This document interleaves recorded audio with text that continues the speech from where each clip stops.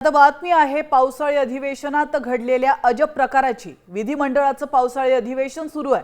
सभागृहात ठाकरे सेनेचे आमदार अनिल परब चक्क लिंबू मिरच्या घेऊन आले। आपण पाहू शकतो, लाडक्या बहिणीसाठी मी काय करू शकतो, तर मी लाडक्या बहिणीच्या सुरक्षेची काळजी करू शकतो। रायगड जिल्ह्यामध्ये लाडक्या बहिणीला सुरक्षित राहता यावं यासाठी मी लिंबू आणि मिरची घेऊन आलोय, असं ते यावेळी म्हणाले। मी अंधश्रद्धा पाळत नाही, परंतु सध्या रायगड जिल्ह्यामध्ये तंत्र मंत्र अघोरी प्रकार रेडे बैल कापले जात आहेत।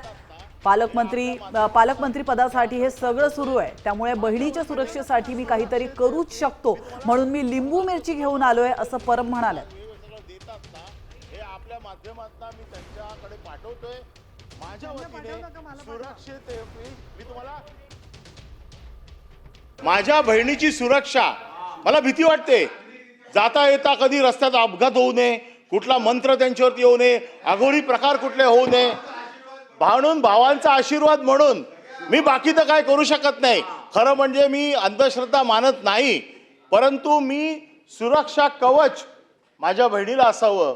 आणि ते सुद्धा रायगड जिल्ह्यामध्ये जे काय प्रकार सोशल मीडियावरती बघितले, जे काय अघोरी रेडे कापले गेले असतील, बैल कापले गेले असतील, बळी गेले असतील, अशा बळींपासून माझ्या बहिणीला सुरक्षा मिळावी म्हणून आपलं सगळं मराठीमध्ये लिंबू हे सगळं देतात ना, हे आपल्या माध्यमातून मी त्यांच्याकडे पाठवतोय।